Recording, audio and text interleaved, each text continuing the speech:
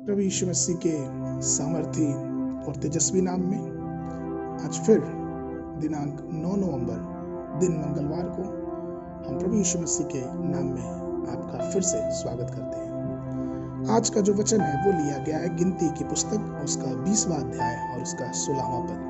गिनती की पुस्तक उसका 20 अध्याय उसका 16 पद। परंतु जब हमने यहोवा की दुहाई दी तब उसने हमारी सुनी और एक दूत को भेजकर हमें मिस्र से निकाल ले आया।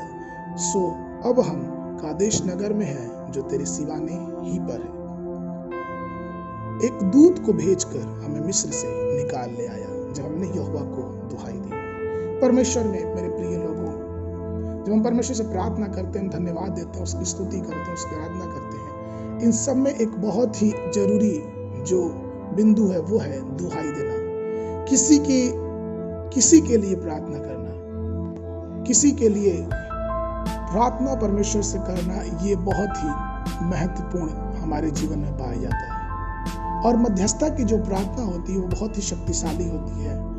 मध्यस्थता की जो दुआ होती है वो बहुत ही जरूरी होती है, क्योंकि अगर हम वचन में भी देखेंगे तो हमने कई बार इस चीज को देखा कि किस प्रकार से भविष्यवक्ता परमेश्वर और इस्राएल देश के बीच में खड़ा होकर इस्राएल के लिए दुहाई करता है, इस्राएल के लोगों के लिए प्रार्थना करता है, इस्राएल के लोगों को पाप से छुड़ाने के लिए परमेश्वर से प्रार्थना करता है। और ये बहुत जरूरी है।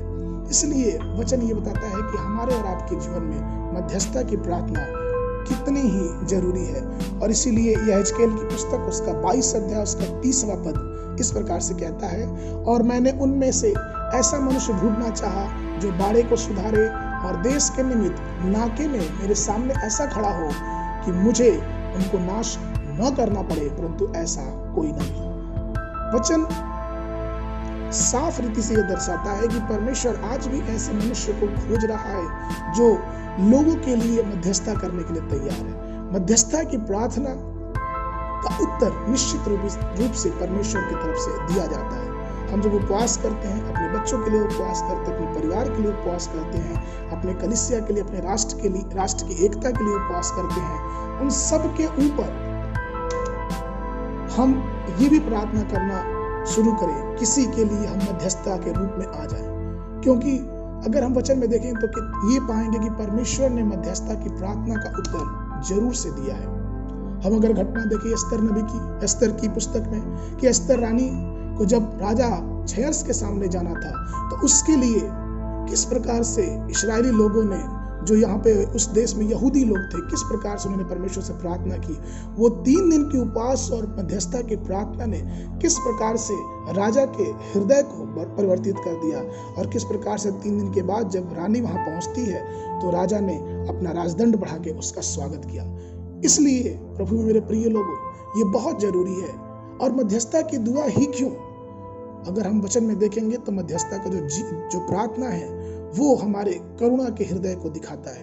हम कितने दयावान हैं मानवता के लिए, हम अपने समाज के लिए, अपने घर के लिए, अपने परिवार के लोगों के लिए, अपने रिश्तेदारों के लिए, जब हम उनके लिए परमेश्वर से प्रार्थना करते हैं, उनके दुख के लिए परमेश्वर से प्रार्थना करते हैं। और शायद यही पाया जाता है यूहन्ना की पुस्तक उसका 17वां अध्याय में, जहाँ पे प्रभु यीशु मसीह एक करुणा भरे प्यार से वो पूरी प्रार्थना उन्होंने मानव जाति के लिए कर दी उस परमेश्वर से।